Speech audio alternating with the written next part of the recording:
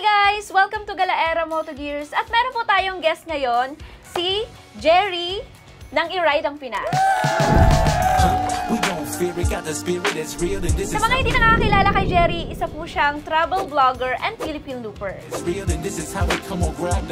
mga hindi nakakaalam, friend ko si Jerry. Uy, thank you sa pagbisita dito sa Galaera Moto Gears, ha. Kaya nga, long time no see. Ano-ano na yung mga brands mo dito sa Galaera Moto Gears? So, ang hinahandle namin, meron tayong Immortal, Kusaima, Motowolf brand, at Duhan brand.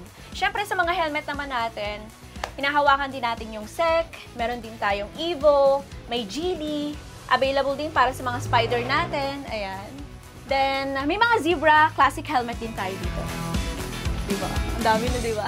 May tanong naman tayo kay Jerry. Jerry, bilang isang Philippine looper, gaano ka-importante ang motorcycle gears since nililibot mo ang buong Pilipinas gamit lamang ang motor? So, syempre, bilang isang solo rider na mamotor mo yung buong Pilipinas, safety yung #1 priority natin. So, kailangan talaga natin ng mga proper riding gears. Kaya kung taga South area ka, sa Cavite, punta na kayo dito sa Galaera Moto Gears. Kompleto sila from helmet, mga riding jackets, intercom, mga riding bags, hanggang sa boots, meron sila dito. Siyempre, Philippine loop yun. So, kailangan mo rin ng mga luggage and top boxes. So, tara, punta tayo sa loob.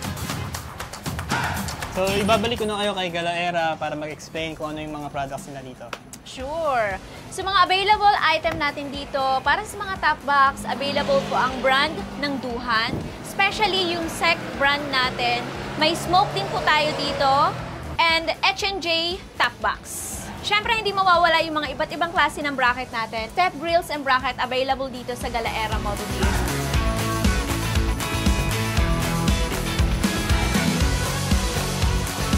Sa ano pang hinihintay nyo para safe ang gala nyo? Tara na sa Galaera Moto Gears!